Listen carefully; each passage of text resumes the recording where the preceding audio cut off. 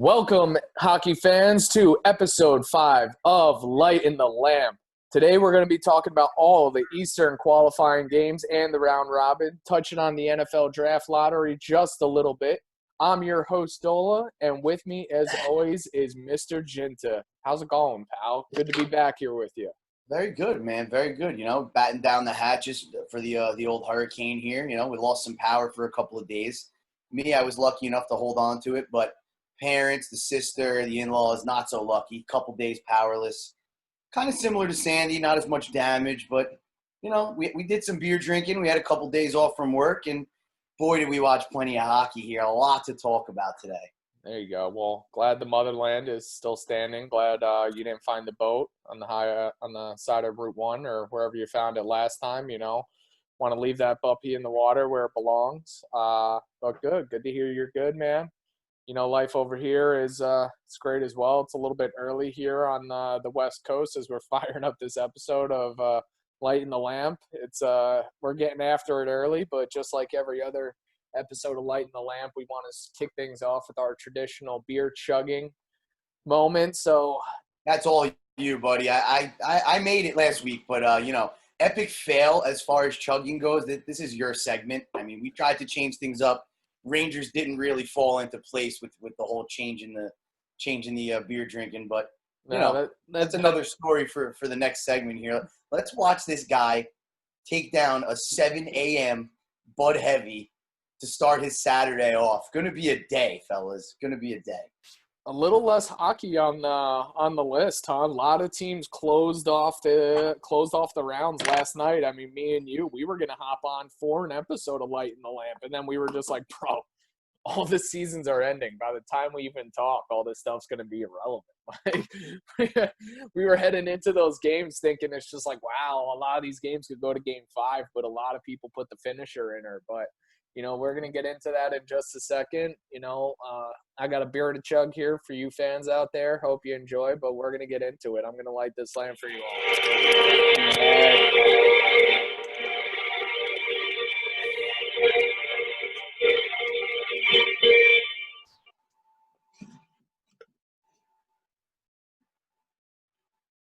7 a.m. Gold Coast Bud Heavy. Doesn't get much more epic than that. That's a way to start your day.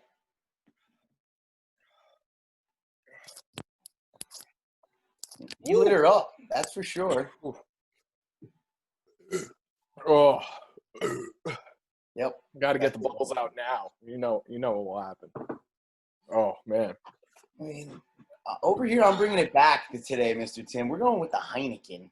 Wow. The original. Bringing it back old school. One of my favorites. A lot of people don't like it. They say it's skunky.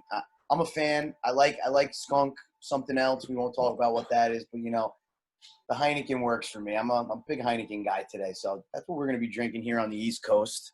And, I mean, what a series we're going to get into here. Montreal and Pittsburgh. I mean, a potential, obviously, we spoke about upset. And, I mean, what a battle. What an absolute battle. David versus Goliath series, without a doubt. I mean, you got big, bad Pittsburgh versus minuscule, mediocre, young Montreal. Obviously, everything I just said isn't true after watching the last couple of games here. Just what an absolute weapon of a program Montreal is quietly out here, Tim. I mean, well, what do you got for me on this series? Wow, skipping right to Montreal Penguins. You owe someone something on this? No, I scrolled too far. You wanted to scroll right past. You just have what? Just you're too sad about the rate. That's a big cut right there. That's a huge cut right there. No, it's all right. I like it. You're just a little too sad about the Rangers in order to talk about them, huh? It's just still a little too fresh to cut, but that's fine. I told you I'm not a big books guy. I don't do a lot of reading, so trying to keep things in line over here. This is why I don't ever look at the right side of the screen. I just go off the rip. But yeah, very upset about the Rangers, obviously. So we skipped over that series straight into Montreal. I mean, all right, let's stay with Montreal for a bit. We're already there, so let's finish the Montreal series, and we'll go back to the sad excuse for a hockey team that I root for, apparently. So. Well, you know what? At least we're starting it off on a positive note. There's a beer in the books. There's a beer in the belly. you know what? I still want to chirp you and AB InBev. All right, we're going to be tagging you in all these videos. If I get to 250 beers, you better believe that compilation video is going to be sent out to everybody, and we're going to get some culture going to get that lamp here. So again, help us light it up. Send us the lamp. Now we're talking about the Canadiens, Pittsburgh. I could not be more excited to see the Habs move on. We called it a David versus Goliath story. You don't always see a team like this, the 24th team in the NHL, show up to beat who was number 7th in the league in standings. Like, you know, when you look at they're 12-7 in the East, but really in the NHL, it was 24-7. Like, that's a massive freaking jump. And they came out and they played just lockstep with them. They matched up well. They didn't play like they were the 24th team. They didn't play like Pittsburgh was the better team. It didn't look like that any single night. I mean, Pittsburgh never looked bad. When you watch them play, they had a lot of chemistry. The firepower was there. Malkin and Crosby were trying to get it done. Getzel, Sheary, they were all over the ice. But at the same time, Carey Price had an answer. And what did we say? If Carey Price stands on his head, he's probably the best goaltender in the entire league. And if you can snuff out those top scorers, you know, almost what happened to Toronto, and we'll get into that, you know, when you stop that top line, you know, anything can happen. And then on Montreal, you know, you have it getting done by committee. I'm still just such a fan of Nick Suzuki after every single game I've watched. I'm so glad this kid is even getting some time in playoffs. You know, like, teams need to feel playoffs. They need to feel the success in playoffs. And I think that carries into future years, and I think that's going to carry over for him next year.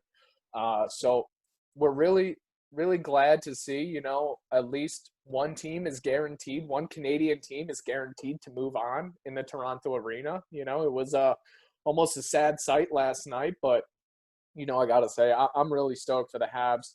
I really think they have a super tough road, you know, moving forward. They got either Philly or I think they're going to be facing Tampa Bay. But again, I mean, look, Philly's what, 4 in the NHL standings to 24? I mean, the jump huge, but obviously these guys can play with a team in that league. I mean, the Penguins are in the Philadelphia echelon. They were 2 to 3 teams in the league behind them, maybe, if that. They were neck and neck. I mean, the Eastern Conference this year, wow, changing it up on me. The Eastern Conference this year was awesome. Studley all the way through. I mean, it was a great year of hockey in the East. For me, we talked about Montreal. We talked about Carey Price, Nick Suzuki. I mean, we didn't talk about Kotkaniemi. Ty Domi was flying around out there. You mean Max Domi? Ty's sitting in the stand. I'm on a tear this morning. I am not the stat guy this AM, guys. So you know, I mean, don't pay attention. Shea Weber, Jeff Petrie. I mean, both. Hey, a little. You said Shea Weber, Jeff Petrie to lead the decor. You got Nick Suzuki, Max Domi. You got Kotkaniemi. I mean, the list went on. Everybody came to play. Joel Armia looked awesome. Another guy, first-round draft pick on Buffalo, never panned out. Ended up in Winnipeg, now on Montreal. And, boy, is it working for him in Montreal. What a stud. Silky smooth, hard-working player. Just a list of players that don't jump off the page at you, but, boy, do they make it work. I mean, they look great. I'm very happy for them. And to be honest with you, I think whoever they play next series, they're going to make it a series. I think you're going to see a 6-gamer, a 7-gamer, and who knows which way it goes. If the bounces are right, if Carey Price stands on his head, you might see Montreal move on again. They could do a lot like what the Wild did to Vancouver. Yeah, you might say Vancouver took that series, but the Wild were knocking on their freaking doorstep every single step of that series, too. The whole way.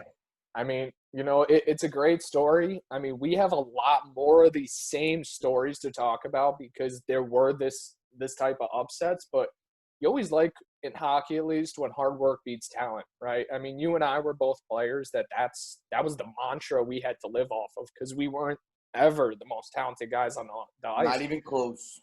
But you didn't work harder than us. Like, you could try.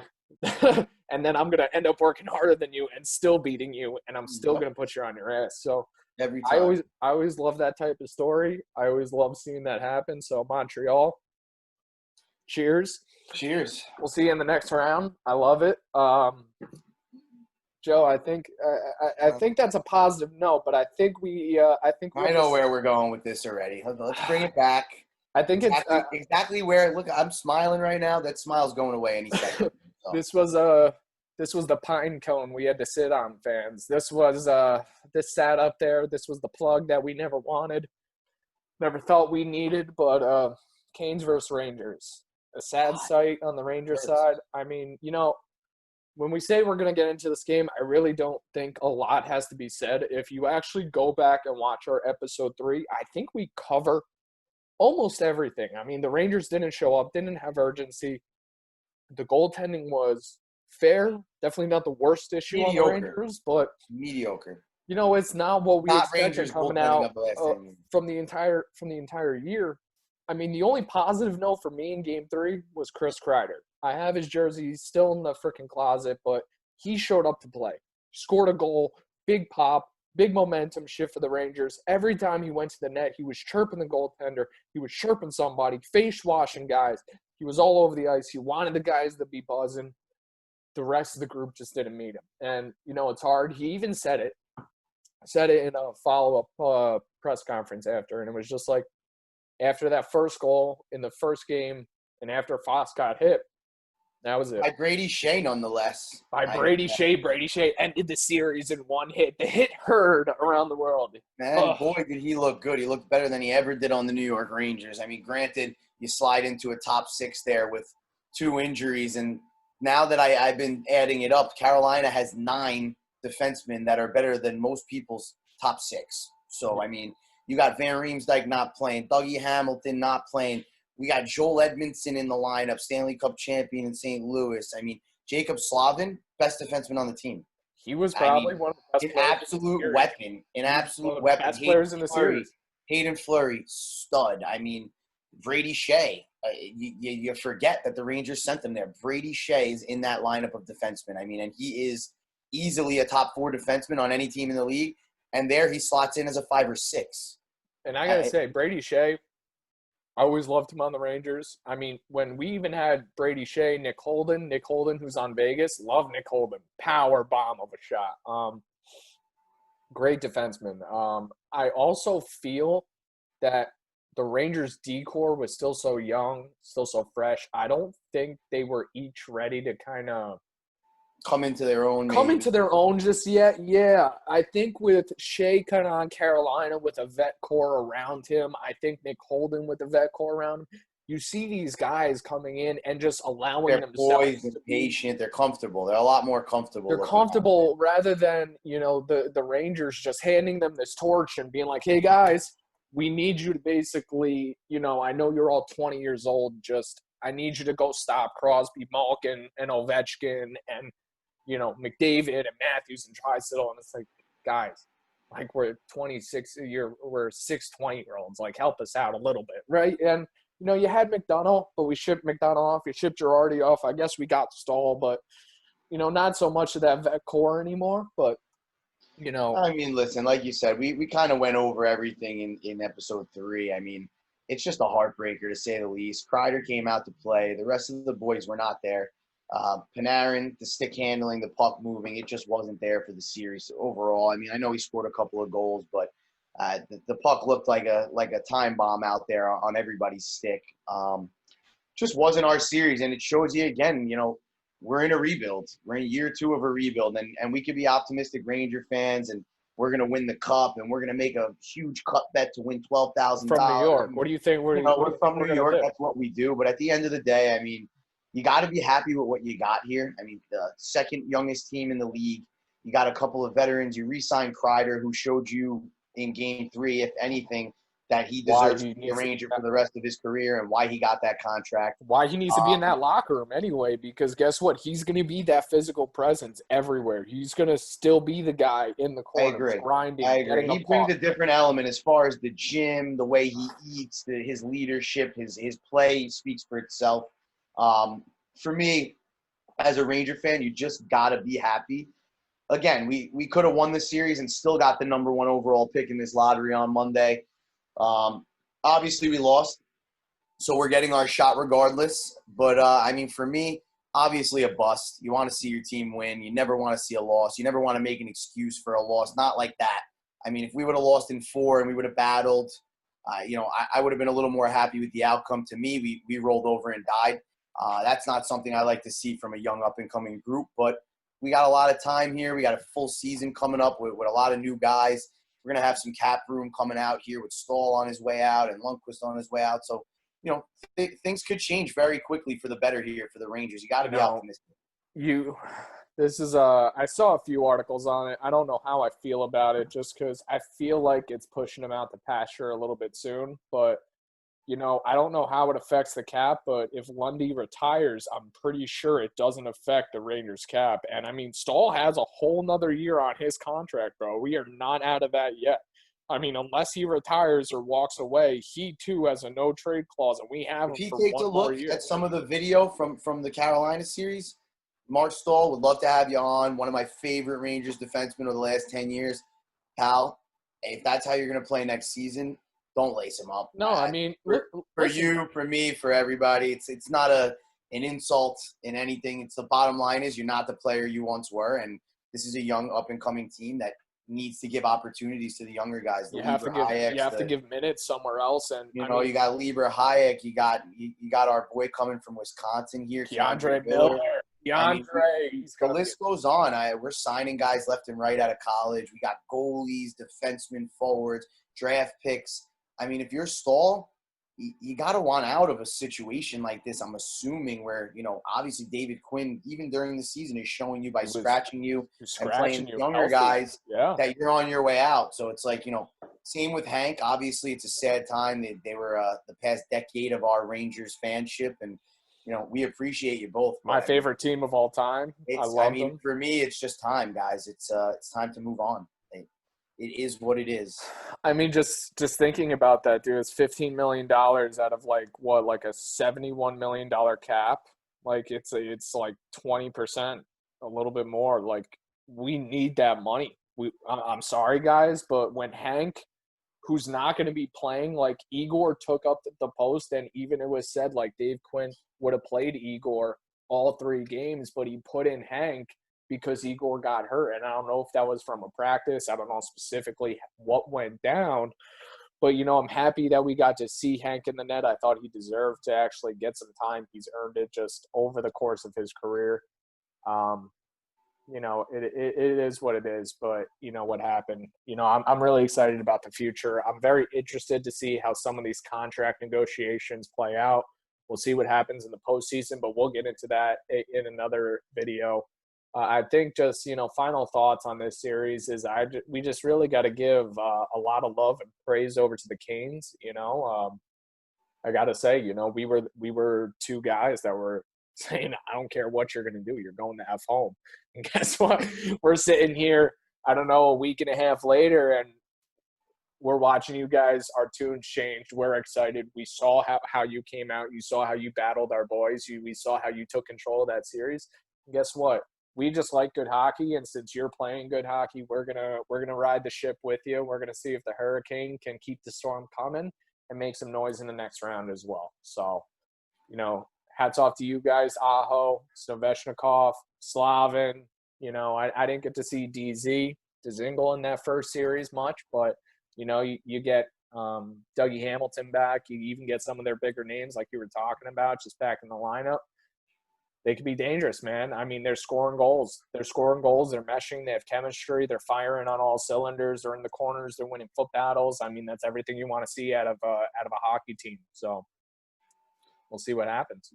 So, I mean, just thinking about it, you said it. Rangers, last thoughts. In the draft lottery, August 10th. What are we? 2 days away. We have a shot at the number 1 draft pick. If there's anything to look at in terms of a glass half full, we're going to have 2 first-round draft picks this year.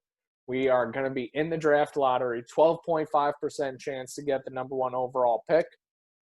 If not, we're going to be getting either 10 or after. I think up to 15. Is that correct, JG? Yeah, just about that. I mean, and then you also got to realize Carolina, takes a dive here in the first round.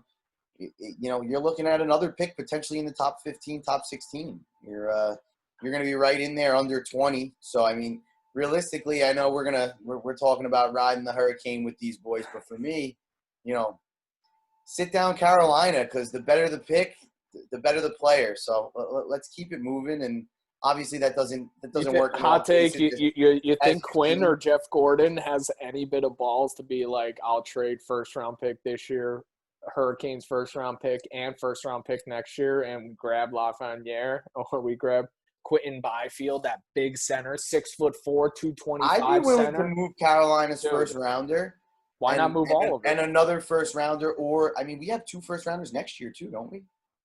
Dude, I'm just saying the I'm field is almost stacked, positive. and we have so many. If we have 2 first rounders next Ship year, off a goalie. Ship if off I'm Gorgiev. Jeff Gordon, send Tyler Wall and 2 firsts, and let me get up there for Lafreniere. Let's do it. Like, come on. If you have enough capital, let's still make a run at this. If you have I'll take Byfield too. I mean, I take Quentin I'm Byfield. not Let's trading go, 2 baby. firsts and the goalie for a second pick. First pick gets the extra first.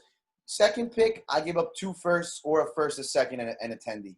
Maybe I'm thinking football terms, where you basically have to give up your firstborn and your wife for the NHL is not as greedy as the NFL, but we won't get too far into that. I mean, we still got to get into a series that I want to talk nothing about. Obviously, neither do you. I mean, boring series, finished pretty damn quick. The Islanders and the Panthers here.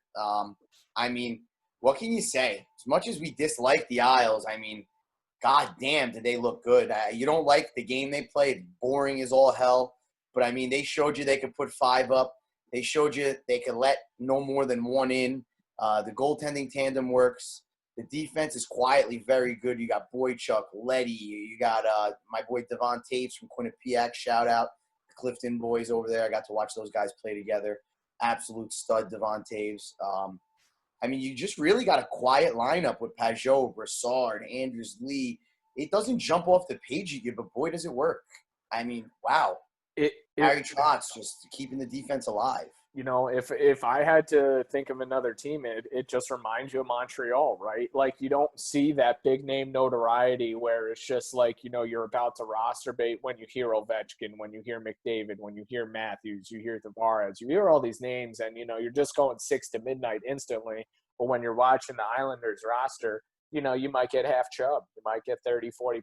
You know, you don't know if the blood's flowing all the way to the tip. And, you know, if the wife is in the mood at that point, you don't know if you're going to be ready to perform just looking at the Isles roster, right? You got to bring out something a bit more potent. You need a bit more potent. Show me the Penguins roster, but, I mean, obviously Islanders works better. So I think it was, you know, them playing the Panthers. I think the Panthers are a similar team. They're a hard-nosed defensive hockey club. You got Joe Quenneville, and, you know, their roster too, silently, quietly good. You know, a lot of, you know, not a lot of big names. You know, I'm sure there's not a lot of stud hockey players that are aching to, you know, go to Florida. I mean, I would love Miami too, but just not a lot of fans just in the area, but at least the Panthers, I got to say, I give you credit. You didn't roll over. You didn't die. You took a game. You made the Islanders earn it, at least in that last game. But the Islanders came out 5-1. They made a statement. They're looking for – they were already done with the series. You stole a game from them. And then they came back and said, go home. We're moving on. Because 5-1 was the Islanders' best game. I thought they got better with every game. I thought they truly, truly improved. I thought they came out a little bit slow, but they definitely took control of the entire series. And I think you said it, Bellevue. Is that his name, Bellevue? Bellemieux? Beauvillier. Wow. Beauvillier. I'm sorry. Wow. Beauvillier. Wow. I think that beer just hit my head. Beauvillier was the best player in the entire series. I actually thought Barzal would have probably showed up more, and I thought Beauvillier did exactly what Barzal should have been doing. He was the team leader. I thought he turned my head. I gotta say he was. He is. I mean, listen. If you look here, I mean, like you said, nothing jumps off the page at you with their roster. But I mean, you see some of the moves over the last 2 years here. You pick up Brassard, you pick up Pajot. Beauvillier is coming into his own, an Islanders draft pick, a homegrown guy. You have some secondary scoring. You're not relying on the Anders Lees and the Brock Nelsons and the Barzals as much. You know, with these guys coming, you short up down the middle with Brassard. You got a second, third line center. I mean, you know, they used honestly, they used to have John Tavares. Honestly, they're quietly a very nice roster. I mean, imagine if Johnny T didn't leave, what this team would look like. To me, Johnny T's on this team. you're looking at a Stanley Cup contender. You're missing that superstar piece, that leader, that guy that can do it all, that everybody loves, and that was Johnny T. I mean, and That was Johnny T. it's working out for him in Toronto because, boy, is he tearing it up there. I mean, he's not having a hard time doing a single thing up there with the guys he plays with. But Listen, obviously went home. Can't be mad at him for that. If you're an Islanders fan, you berate him, you abuse him. I don't disagree with you. If I was a Rangers fan and he did it to me, I'd be doing the same thing. So let's just get that straight. But, I mean – I can't. He went home, man. He went home. Well, that's why I'm agreeing with both sides. Listen, as a fan, you're going to be fucking mad. That's the bottom line. You're not going to be happy about it. But as a player, big money on the line. You're going home. You're able to play in front of your family, night in and night out. You know, a drive away, 40 minutes. He grew up from the area. So you have a different element there. And as a kid who grew up playing hockey, for me, there would be nothing better than lacing him up in the Garden. Are you kidding? Even as horrible as it would be to play for the Devils, to play at home would just be an amazing thing with the amount of family and friends that can support you. You're not leaving. You know, you have your life with you while you're doing what you love. So what he did was, for me, you can't be mad about it. I mean, look at Kyle Palmieri, dude. I mean, that kid and I played Saints together. We played Rockets. I mean, Devils. We couldn't stand him, but what a stud! And he's showing it year in and year out here as a Devil. I mean, wow. I mean, we won't get too much into Kyle, but since we were 8 years old, maybe 7 years old, everyone knew he was the best kid in the league.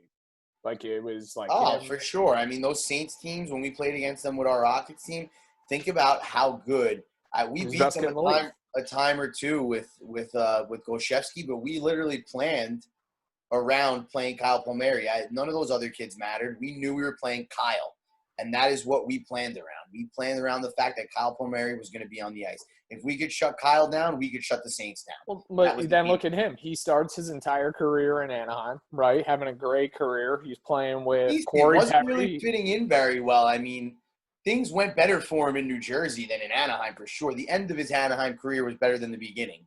But still, he was doing pretty well. I mean, he was always like a 15, 20 goal scorer a year. He was always in there for mixing up 30, 40 points a season. But then guess what? He has an opportunity to come back to the East Coast, comes back to Jersey, kids from Montvale, New Jersey. He comes home, right? He probably wants to be around the mom, be around dad, be around, the family. But guess what? Now everyone gets to come watch him play, right? It's I think a different element, and I think a lot of players like to do that. It's the teams you always watched as a kid, right? Everyone you always watch. Why not play? I mean, I know JVR. JVR is a big Rangers fan.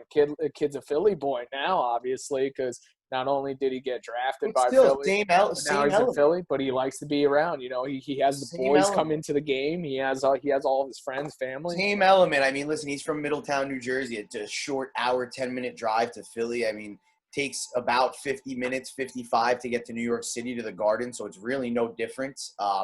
I mean, obviously you're a Ranger fan. You put on that orange jersey. I'm sure in the beginning it's like, oh, man, I can't believe I'm doing this. But what a program at the end of the day. We don't like them because you're a Ranger fan. What an institution, a great all-time sporting team, the Flyers. They've had some of the toughest teams in the history of all sports. I mean, if you're JVR, it's, again, same thing. It's close to home. You're within an hour 10. Mom and dad could come. Obviously, your brother's playing in the show because every Van Riemsdyk is apparently a stud. So he's not coming here. He's not coming to your game. Shout out Van Riemsdyk. Trevor was my D partner. Much better than me. Always was. As much as I didn't think so. Trevor, you're a stud kid. Stanley Cup champ in Chicago. Love to have you on, pal. Anytime. James, same goes for you. I have better hair than both of you. Sorry, boys. Yeah, that's true. That's true. But, I mean, listen, like we said, we bring that element, but we're getting a little off topic here. Let's get into the best series. We went over pretty much everything. Series still going, baby. The only one still that we're going to see. Toronto and Columbus. My favorite series. Go! My favorite series here, like I said from the get-go, all torts. Obviously, the Blue Jackets will not be written off, and you're seeing it year in and year out. I mean, last year, the brooms are out against the Stanley Cup favorite for sure, Tampa Bay Lightning, after the season they had last year. I mean, brooms come out, and now they got Toronto on the ropes here. Obviously, we're going 5. They had an opportunity to win it up 3-0 last night. Matthews and the boys showed you why they're getting paid at 8 million sheets a year to do what they do. And, I mean, what a goddamn series. Torts, Merzlikins, Korpisalo. It's getting done by committee. I mean, it doesn't get any more team-oriented than what the Columbus Blue Jackets bring to the NHL. I mean, it's just an amazing thing to watch. I obviously happy to go to Game 5. I picked Toronto in 4 or 5. I said it was going to be a tight series with Torts out there doing the coaching. We already know what he makes his boys do. Gets the boys fired up. A lot of block shots. I mean, fighting, you name it. He screams at the refs. He'll scream at the other coach. He's all for the boys. Gotta love Torts. If you play for Torts, you'll run through a wall for him. Reminds me of a Gary Golshevsky for us, obviously. Did you remember? Did you see the press conference after what was it, the 3-0 victory that Toronto had against Columbus? I think it was. I don't know if it was. He torched them. He made no. He said one comment. Like everyone kept asking him. It's like, so what did you think of this? We suck today. Next question. What do you think of this? We suck today. Next question. We suck today. Like, I mean, you always knew Torts to just be a direct, abrasive bro. And, like, you even saw him on the bench just screaming, like, get your fucking head out of your ass. Like, pick it up. I'm sorry for all the fans out there for cussing, but he's a hothead. He gets into it. He pushes players to perform. And guess what? He had an argument on the bench with Pierre-Luc Dubois. I watched it. I know. That's what I'm talking about. It was fantastic. It was fantastic. You know what, though? You got an all-star player. You got an all-star coach, ex-USA Olympic coach. I mean, the coach guys of the year.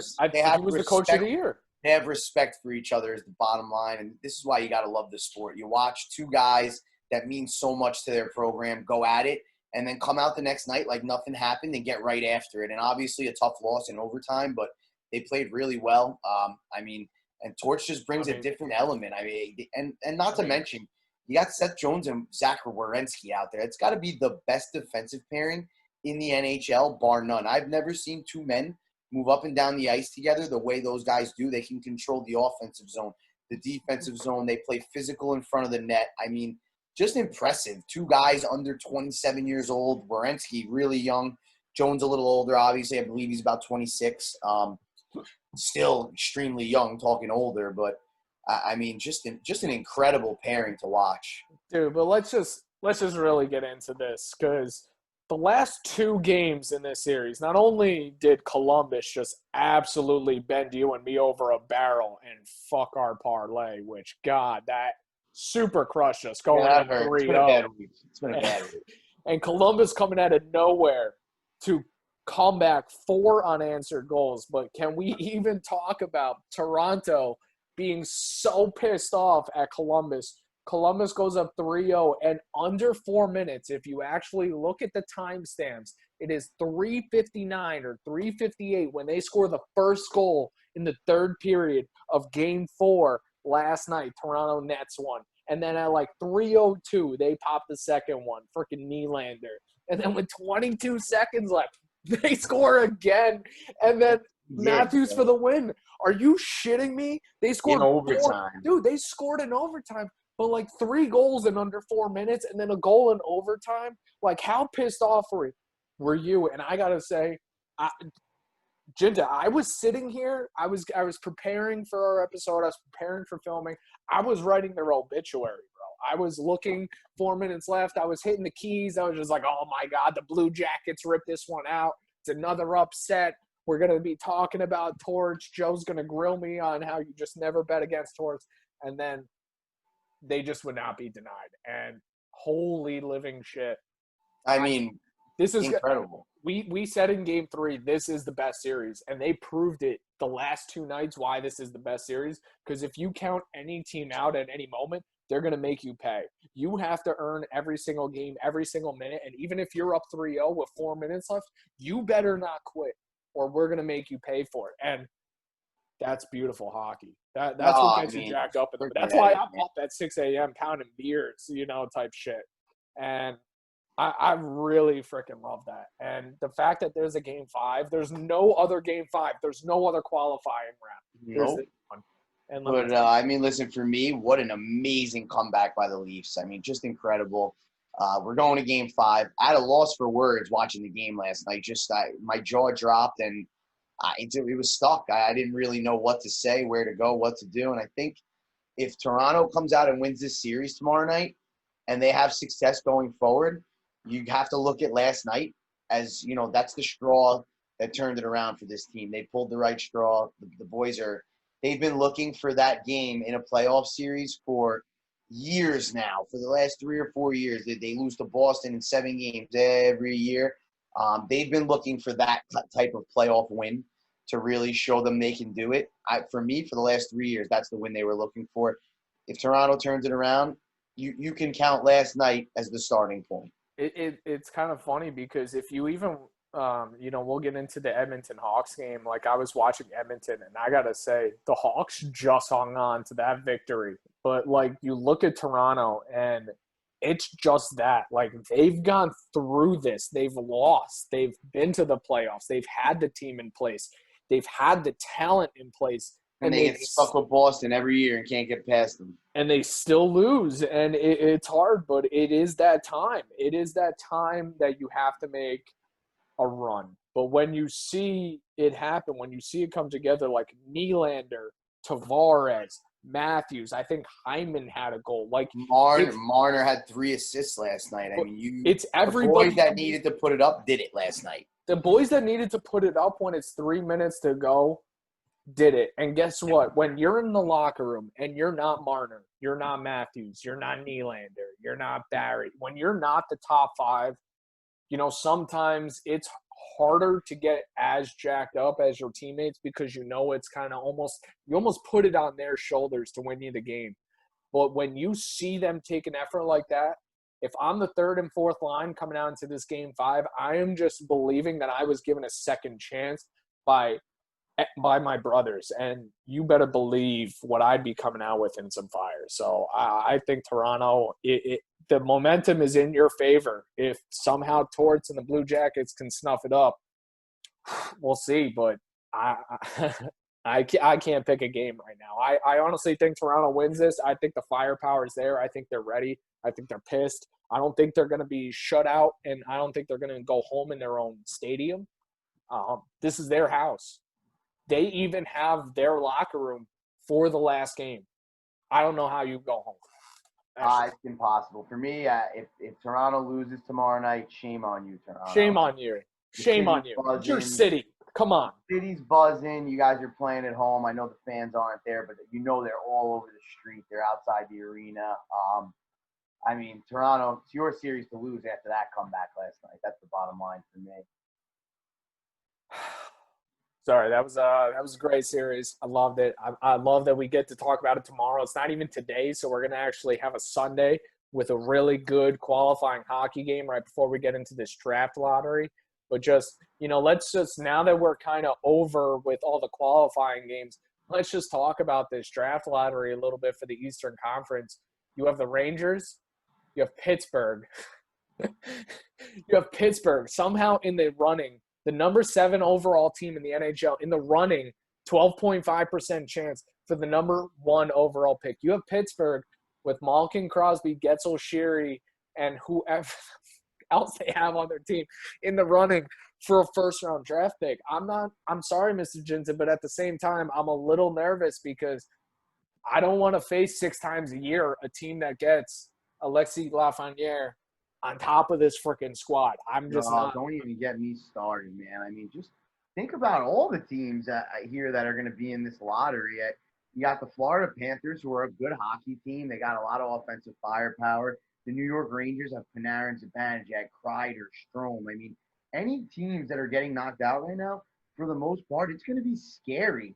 Edmonton and Nashville, dude. Edmonton and Nashville again. There you go. If he goes to Nashville, he's going to play with Matt Duchene, Ryan Johansson, Philip Forsberg, Roman Yossi, Ryan Ellis, Matthias Ekholm. I mean, the list goes on. Think about these teams he's going to end up on. Dude, listen, if you're Alex Lafreniere, you got to be as happy as ever that COVID-19 happened and we're in the situation we're in, because look at the teams he's going to land on.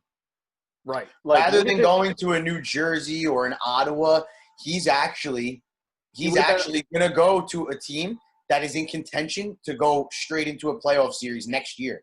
Dude, he would have been on Detroit, who was 17-49 and have more than a rebuild ahead of them. Okay, like, are you kidding? I mean, I know you got a new stadium, but like, it was Detroit or Ottawa. Like, shout out Anaheim. Obviously, you'd want to play, in Newport Beach and live in such a beautiful area. God bless you, Orange County, where Tim is at today. Cheers to that. But I mean, if I'm Lafreniere, screw the Ducks, screw the Devils, screw Ottawa. I'm going to a top-notch team, a team that can contend right away. Bottom line, any of these 8 teams, they get Lafreniere and another piece, they can contend. Dude, Edmonton was a contender this year. There was no reason they weren't. Pittsburgh, contender this year. No reason they shouldn't be. And the fact that the Stanley Cup contenders in the actual season have a shot at the number 1 draft pick is it's causing me a little anxiety, man. It's stressing me out a little bit. I really think the Rangers need to somehow just get a stroke of luck. I think someone needs to sell their soul, and I think we need to get that top draft pick because 100%. And he like needs to go to the West Coast. I mean, like we spoke before. I mean, if I'm Jeff Gordon, you know what? Whoever gets it, gets it. Obviously, if it's a Pittsburgh or an Edmonton, I'm offering the house. You want to win now? We're not ready to win now. So I'll give you I'll give you 2 firsts and a high end prospect because you know what? That pick to me is worth a lot more than just winning the lottery. Pittsburgh, they could use 2 first round picks. They've mortgaged everything to be where they are today, and they still shit the bed. So you gotta try and take advantage of a team like Pittsburgh that needs the picks. If one of these teams wins, if you're the Rangers, you have every pick, you have every prospect. You got to go after the first overall, Jeff Gordon. Hot take. I brought it up to you. We have the Carolina first overall, and if they get netted out in this first series, they will still be one of the top 15, the top 16 draft picks in the league. You have 2 top 15 draft picks. Send 2 first-rounders. Send one of our 5 goaltenders, figure it out, and go get the number 1 overall pick. Either go get a center or go get a winger because guess what? I'm not waiting for you to take someone good that's going to have to go play in the AHL or go play in Europe for 3 years or go play in college for 2 years before they even come up to the AHL for them to even develop into a hockey player in 4 to 5 years. Let's get an impact player right now. Let's get someone that's going to be 50 points. You went out and you spent $11.5 million a year on Panarin. He's getting older. I mean, he's not old, but he's not young. We have 6 years on his contract to win a cup. Panarin's in his prime. So you're looking at $11.5 million. You have 6 more years at $11.5 million, but he's going to be 34 at the end of that contract. 3 years you got to win this Stanley Cup, brother. You got 3 to 5 years you got to win a cup with what you have situated now. Go get the first pick. You need a win-now player. You need a player that's going to play now. You need a Calder Trophy candidate. candidate. Kakko last year was fantastic. Obviously, it was a weak draft because Hughes and Kakko both weren't ready for a season in the NHL, and they showed that. For me, if you're the Rangers, at all costs, first overall pick. It doesn't matter what you got. Go for the third. Even if you don't go for the first, fine. Go trade out and go for the second or the third pick and go get Quentin Byfield. Go get a 6'4" stud center that's a big body that can play hard-nosed hockey and can also score you some freaking goals. Go make something happen here. Well, I mean, listen, on that note, I mean, you want to go over a round robin game or 2 here and then close it out? Yeah, let's go over some round robin games. What actually kind of worked out nicely for the round robin games is, the Philly Tampa. They're the team, both 2-0, both playing today. I mean, whoever wins is going into the number 1 seed. Whoever loses is going into the 2 seed. Whoever wins will play, I think it's Montreal. And I don't know who is the other in the league. It was Montreal, and then it was the Rangers, and then who else after that? Florida, Columbus probably. Columbus would probably be the next one up. Columbus is not winning tomorrow night. So Columbus and the Maple Leafs. No, but hot take, Toronto Columbus in and 5. Leafs, so. Yeah, I mean, listen, these round robins, I haven't been watching too much into them, obviously. doesn't really matter much for any of these teams, who they play, who they're coming across. You have to beat everyone. If you want to win the Stanley Cup, you have to win. Exhibitions, get the legs going, get the boys moving. As you can tell, the Bruins really don't give a shit. For me, that's just my honest opinion, boys. You guys don't give a rat's ass about this round robin because you know what? At the end of the day, if you end up playing Toronto, it's Bruins in 6, and they know it. We know it. Everybody knows it. Wow. It is what it is. Hot take. I like Toronto. Love to see them win a series, but if they get stuck with the Bruins again, boy, are they screwed, man.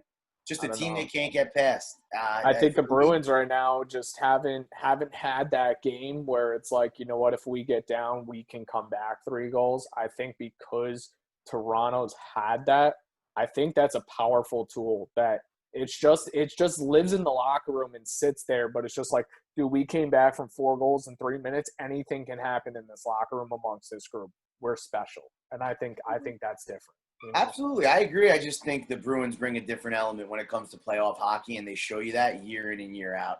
I mean, they're always there. From 2010 to now, the Bruins are constantly a conversation as a contender in the East. It's not a question. Nobody asks. Nobody even has to talk about it. It's every year you expect them to be there. And for me, I just think they're toying around until the playoffs come. I think next week you'll see the real Bruins no matter who they play. I agree. For me, Flyers hockey, I'm hoping that they can take this round robin and run into the series, into the next series with it, because, boy, are they studly. Kevin Hayes, ex-New York Ranger, just buzzing around out there. Best player on the Philadelphia Flyers, in my opinion, for my money. Just an absolute weapon. Just loves playing for AV. Really? Can snap it around, can score. He's right in front of the net all game long. It is just incredible. I mean, it is it's incredible to see how many of these Rangers moved on and are just absolutely tearing it up in their current situations. I mean, again, like I think all these players were studs, right? But like when you have like a line like Brassard or like Brassard, Hayes, Zuccarello, or like, you know, JT Miller, Zuccarello, you know, and one of these other guys, and it's just like all of them are great name players.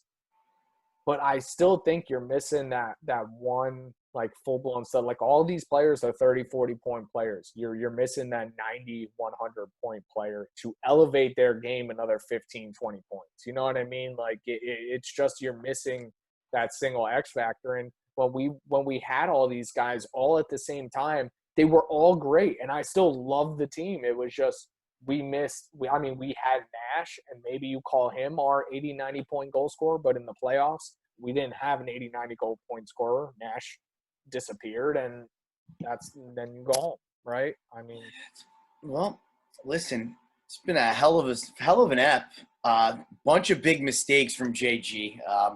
A lot of cut-worthy stuff. Obviously, he's not going to cut nothing. We're cutting nothing in this. Obviously, it's all raw, he's not going to cut it because there's going to be jabs thrown at me all day long for some of the mistakes made today. But, you know, comes with the territory. It is what it is. It's been a great fucking episode. The pair looks great. A lot of unbelievable fucking hockey the last few days. And, I mean, I'm ready to get into episode 6 here coming up in another day or two. So let's finish her off here. And let's finish her off here. It's been a day of beer drinking. It's been a nice day talking to you out here on the East Coast. And let's move along, bud. So fans, I do want to talk to you. Anyone listening out there, the NHL Bracket Challenge is going to be starting up soon here. So what we're going to do here at the Lamp, we're going to be starting our own bracket. Just group. We would love you all to join, kind of get involved with the boys here. Pick some games. I already have it posted. I'm going to post a link in the video. Go to it. Join the league. Make a bracket. It's free. Doesn't cost you anything. I mean, we would love to do some gambling out here, engage with you fans a bit, but we won't get into it this year. Maybe next year. That will definitely be a segment for us. But please join in.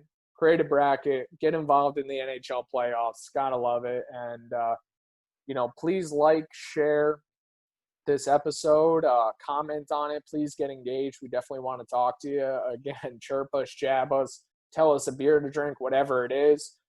We want to make this as entertaining as possible. But thank you for tuning in to Lightin the Lamp, episode 5. It's been a great time with you. Been a great time with you, Jinta, and can't wait to get back with you in episode 6 here sometime soon. So. Been a hell of an episode, pal. Thank you to all the fans for coming out, hopefully, and we hope to see you guys soon for episode 6.